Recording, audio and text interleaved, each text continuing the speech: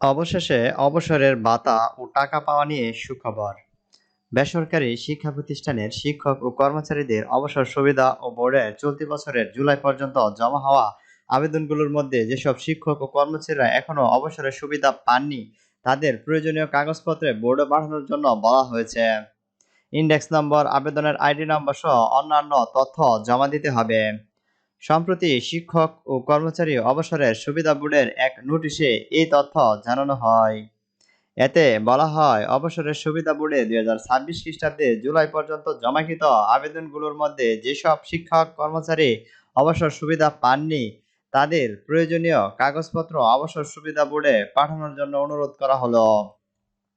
শিক্ষক কর্মচারী ব্যাংক হিসাব সচল করে হালনাগাদ এবং ব্যাংক স্টেটমেন্ট, শিক্ষক কর্মচারী এবং কর্মচারীর এনআইডি কপি, শিক্ষক কর্মচারীর নিজ এনআইডি দিয়ে রেজিস্ট্রেশন মোবাইল নাম্বার এবং মৃত্যুজনিত আবেদনের ক্ষেত্রে অনলাইনের মৃত্যু সনদ এবং 300 টাকা নন জুডিশিয়াল টেম্পে ক্ষমতা হস্তান্তরের পত্র এবং ওয়ারিশ সনদ এবং নমিনির ব্যাংক হিসাব সচল করে হালনাগাদ ব্যাংক স্টেটমেন্ট, নমিনির এনআইডি ও নমিনির নিজ এনআইডি দিয়ে রেজিস্ট্রেশনকৃত মোবাইল নাম্বার, ইন্ডেক্স নম্বর, আবেদন আইডি নম্বর এবং জমার তারিখ উল্লেখ করতে হবে।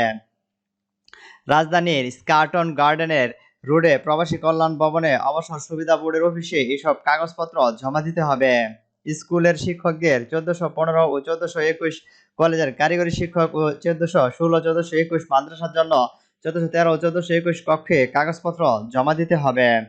বিশেষ সতর্ককরণ: অবসর ভাতা পেতে কোনো প্রকার আর্থিক লেনদেনের থেকে বিরত থাকুন। দালাল প্রতারণা ও মধ্যস্থভোগীও খপ্পরে পড়বেন না। এই বিষয়ে সবার সহযোগিতা কামনা করছি।